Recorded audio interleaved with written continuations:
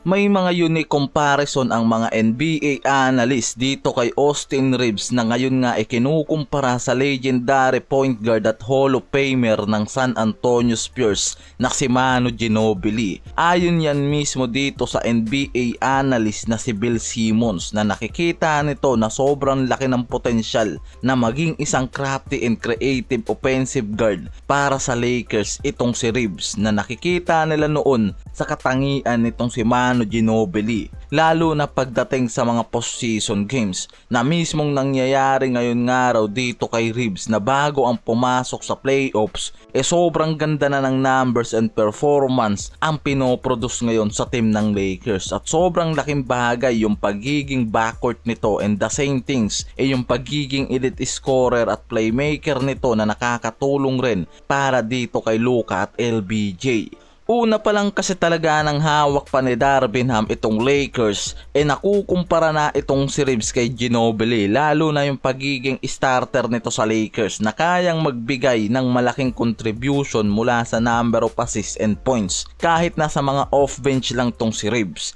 na mas lumulobo pa nga ngayon yung comparison nitong si Reeves para dito sa Hall of Famer na si Ginobili ngayon. And take note mga pare ko na ayon to sa mga NBA analyst na bumabasa sa performance nitong si Reeves ngayon. Sa mga recent games kasi nitong si Reeves sa Lakers isa to sa inaasahan ng Lakers mula sa opensa and rotation.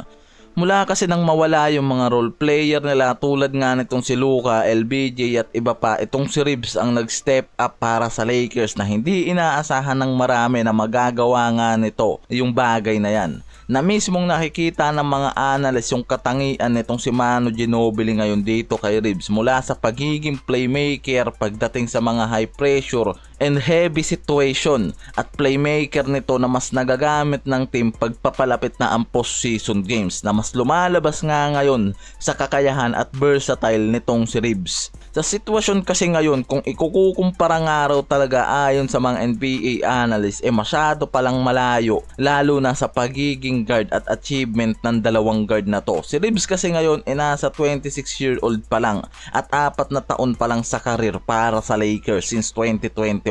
at nag-a-average ngayon yan ng 19.6 points, 4.5 rebounds, 6.0 assists in 61 games this season. At mas napapansin nga ngayon ng mga analyst yung numbers nito ngayon sa shooting percentage mula sa 44.7% sa field, 36.4% naman mula sa 3-point line at 87.4% mula sa free throw line. Na nakikita naman natin sa mga numbers na yan yung pagiging elite guard nito ngayon sa Lakers at malaking contribution yung numbers na yan kung nasan ngayon ang Lakers sa Western Conference. At hindi nga raw nalalayo yung numbers na yan para sa batang Ginobili noon na naglalaro noong 2007 to 2008 season na nag-a-average noon itong si Ginobili ng 19.5 points, 4.8 rebounds, 4.5 assists every game at shooting percentage naman na 46.0% mula sa field, 40.1% mula sa 3-point line at 86.0% mula sa free throw line na hindi nga raw talaga nagkakalayo. Dahil itong si Reeves nga ngayon talaga may numbers ngayon sa Lakers na 19.6 points, 4.5 rebounds, 6 point assists bawat laro. May shooting percentage na 44.7% mula sa field at 36.4% mula sa 3-point line at 87.4%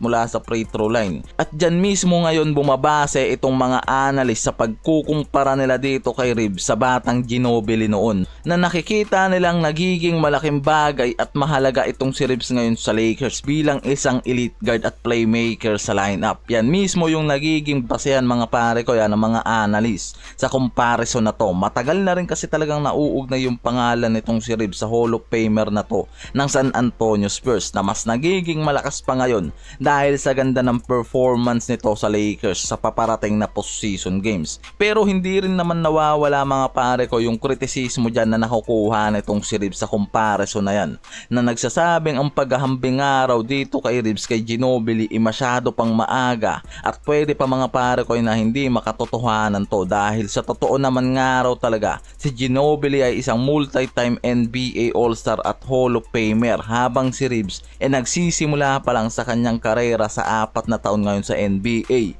na nakikita mismong dahilan sa barrier ng comparison na to. Pero kasi yung mga analyst bumabase lang naman pagdating sa numbers, performance sa pagiging guard at pagiging isang elite shooting guard nga nitong si Reeves ngayon.